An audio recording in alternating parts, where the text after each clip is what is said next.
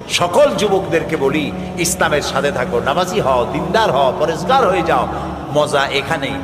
এই পৃথিবীতে একদিন ইসলামের হাতে ইসলামের পতাকা উড়বে, সারা পৃথিবীতে শান্তি প্রতিষ্ঠা হবে, ইসলাম ছড়িয়ে পড়বে বিশ্বময়। সেই দিন আমিও তোমাদের সাথে এইটা বলার কোনো দাম নাই। আজকে দুর্দিন, এই সময় সাথে থাকার বেশি জরুরি। নবী করিম সাল্লাল্লাহু আলাইহি সাল্লামের সাথে প্রথম যুগে বেলালের যে মর্যাদা, খাব্বাব খোবাইবের যে মর্যাদা, মদিনার বিজয়ের পরে যারা ইসলাম কবুল করেছিলেন তাদের সেই মর্যাদা নয়। এটা কোরআন শরীফে আল্লাহ নিজেই বলেছেন। বদরের যুদ্ধে যারা অংশ নিয়েছেন আল্লাহ তাদেরকে মাফ করে দিয়েছিলেন, তাদের সমান কোন সাহাবী হতে পারবেন না। সুতরাং ইসলামের আজ দুর্দিন, বিশ্ব জুড়ে আজই সময় কাছে আসার।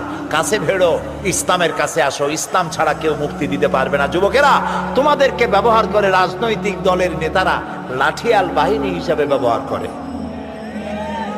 আমাদের নামে। তোমাদের দায়িত্ব কি? নেতা আসবে, আমাদের অমুক ভাই তমুক ভাই, ফুলের মতো চরিত্র,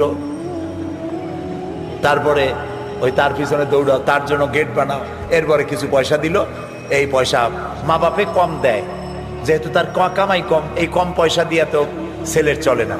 কাজে নেতারা দেয় বেশি। বেশি পয়সা পাইলেই, যুবক মানুষ তো অনেক বেশি পয়সা পাইছে, হেরোইন খায়, কোকেইন খায়, তারপরে এগুলো খাইলে আবার যা লাগে সেগুলির সাথে চলে যায়, চরিত্র ধ্বংস, সব শেষ।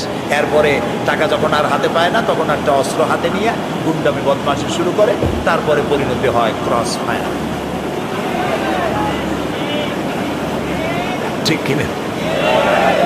কাজী এই খরচ ফায়ারে না গিয়া, ফায়ারে খরচ না হইয়া জীবনটারে সুন্দর বানাও বাবাজিরা। জীবনটারে ভালো বানাও, জীবনটারে সুন্দর বানাও।